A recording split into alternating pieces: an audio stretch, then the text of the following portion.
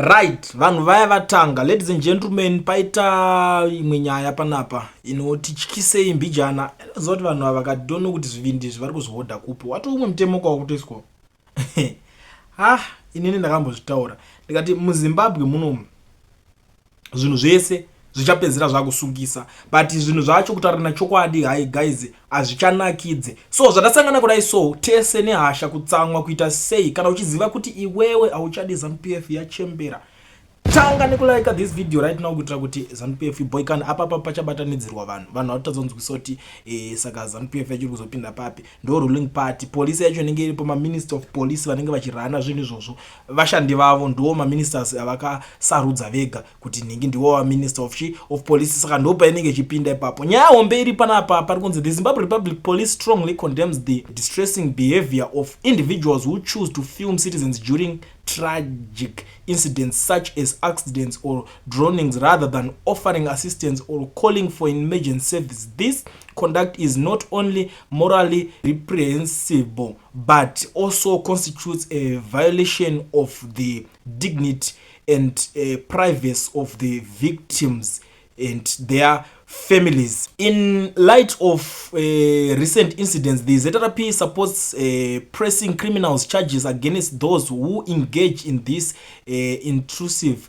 and harmful behavior, filming or sharing footage of individuals in life-threatening situations without their consent or the consent of their families is unacceptable and warrants legal repercussions. The primary concern of in any emergency should be the safety and well-being of those involved. The act of filming or sharing such distressing footage is deeply disrespectful and adds unnecessary trauma to those already affected by the incidents. We fully support the law enforcement in taking appropriate action against those who exploit these tragic moments for their gain or notorious. The police urges the public to prioritize compassion and responsible during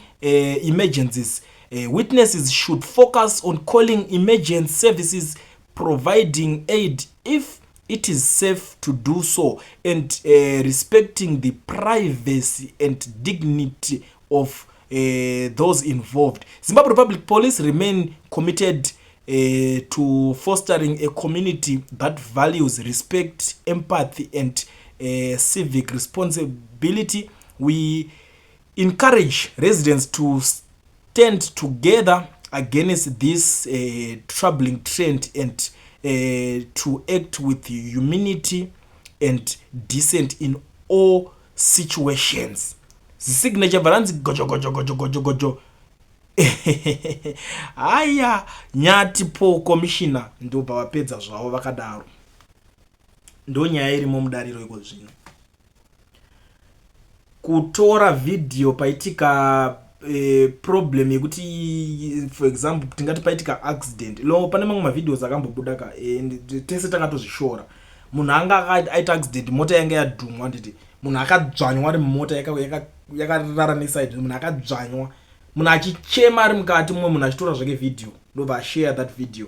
And chinhu chatakazoshora ndechekuti there was a number plate pamota iyoyo. Hama dzake munhu iyeye obvious dzinotanga kuona kuti ningi wedu atoita accident, atokudubuka akadzvanywa mumota ari kuchema but haana help yaari kuwana. Takatozvishora tese senyika tikati this is very bad. Munhu aita zvinhu izvi aita chinhu chakashata, haakwanisa kudaro. Ende pane imwe futi iri kubuda younza kuti vanhu unoona munhu ari mumvura ari kunyura, so vanhu vakabata makamera vachitora vachifilma. It is very bad. Zvekare saka ndopari kunzi vanhu vanoita zvinhu izvozvo vanofanira kunge vachisungwa. But inini chazoita kuti ndiuye panapa kuti tionesane guys. These people vakuzonyanya kutora ma measures ari strange. panguwa diki ma decisions avari kutora aya chatochidzvanyiriri, because sometimes kutora ma videos panenge paitika tsaona pari kuzofamba nyaya dzekuti panooneta ma hours kana kuti polisi yacho iri kutora time kuti iuye, emergency team kuti iuye, but kana vakaona video rikanzi rabuda polisi yekudhuza neikoko kana team re-emergency, obviously vanosara vasina choice than kuti vamhanye, because vanoda kutanga kuti vakaudzwa kunzi kwaita emergency amene vanotanga vameasure kuti size ye-emergency yacho yakakura sei, which is very bad. And because mungotange mangoti zvakati zvakutosungisa ma citizens achazivi kuti voita sei manje. In a country like this zvinhu zvese zvopedza zvaungonzi chakati chakusungisa, hatisi kuramba ma citizens zvavari kuita, vari kubhaiza vanhu, vari kunyeba, vari kukanganisa zvechokwadi, kunonzi kunyeba hunhu chaiko chaiko ndokuri kuitika, kuti munhu anotora video shuwa munhu ari panguva yakamanika yakadaro, hatisi kuramba nditi, but zvinhu zvacho zvikazodzoka zvotaurwa the way ngondi saka zvakutosungisa vanhu havasitonyozva kuti ma measures acho handiripa. Mutemo yacho muri kungoisa makararamba kwenyu mongomongo muti takuda kutoti chakati chakadai chakusungisa, zvegore riya zvokuzonzi chikoko chemachisi chaicho chakusungisa, ngoti izvi zvakadai zvakutosungisa izvi ukatodaisawo zvakutosungisa izvi. Panonetsa, honestly speaking panonetsa ende pachanetsa, because imimi munenge makungo tikuziva kuti ndimi mukutonga zvenyu, but munenge makungoti chinjese muchapedzera makutongobayirira imwe mutemo yekuti munenge mune vanhu mune makatotageta motongerekana matongoti nanenge futi vakadai so futi zvakutosungisa zvamukuita izvozvo, otongoona umwe munhu akutongotsvagwa akutongosungwa, which is very bad. Chinozoitika citizens anosvika pakupanika angoti saka zvinhu zvese izvi mitemo isi iri kubva kupi, because mumautoto smitha kuti tananika pamutemo iri ngoizwa chiti mutemo Zimbabwe chii, kuda kutonga here, kuda kusunga here, chii chazviyazvo, muri kucreata ma opportunities akawanda manje kuvakomana venyu mapurisa, because ivo vachongoti pese paitika kana any incidents vakatona munhu akabata something phone kana chii or camera akadai, vakutongomusvikira kuti uri kutora chii, yakuno tatokusunga zvakusungisa izvi, and you know kuti chii chinozoitika, kuna anozomboenda kanzi udileta paunodileta ipapapo siya something repair. It's very bad, zvinokonzeresa corruption and zvinoita kuti vanhu vave confused munyika. Aiwa nyika ine vanhu vari responsible, yatonyika kutanga mukutonga zvidzoi izvozvo, aiwa pane mamwe maincidents anofanira kutotoreka. Ndinongokondema chete kuti vanhu vanotora votadza kubatsira, ipapo mataura zvinhu zvine sense, vanhu kana vachida kutora munhu ngaatora abatsira.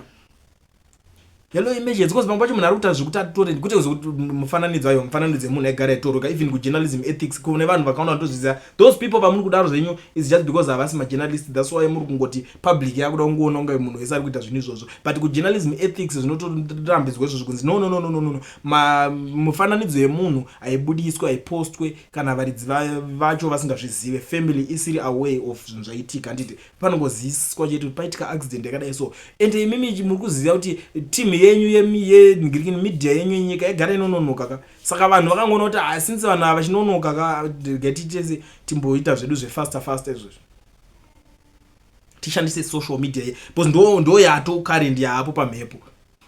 Vanhu makutanga kuti zvana censorship something ndo zvakutoitika. Last time makatanga kuti kuma WhatsApp kufanira kunge kuchiningina ma $50 chinchi aya, vanhu vakanyarara patingozoanzi munobva watoisa ani ono employer unoisa mukati momo akatrainwa hanzi DPO anenge achiprotecta data what that izvi zvinhu kwakutongoti tichitongoisa censorship yacho ikoko futi kusocial media ikoko. It's very bad and it's very rare and pachanetsa. Chandingangopa hangu yambiro chekuti vanhu vanozosvika pavanoti taneta, zvimwe zvacho zvinoda kunyazogarwa pasi. I know kuti muri kutry by all means kuti zvinhu zvisazoite out of hand, but makazongoti pangoitika incidents munhu anotora zvakanaka oto anoziva kuti kutora no totora zvakadai so pakati paitika chakati mototi makuda kutomusunga.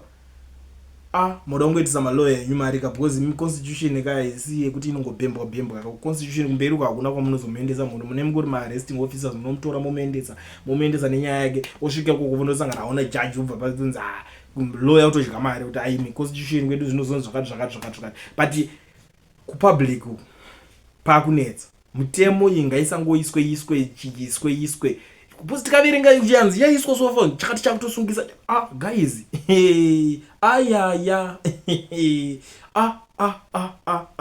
tonyarira kupi aiwa zvinhu zvicho zvenyanya aiwa zvinhu zvicho manyanya guys. Anyway, ndinenge ndazonyanya kutaurisa guys, but ndo nyaya iri kuitika. So you tell me what you think in the comment section. Munoionawo sei nyaya iripo mutemo yavo yavari kuisa?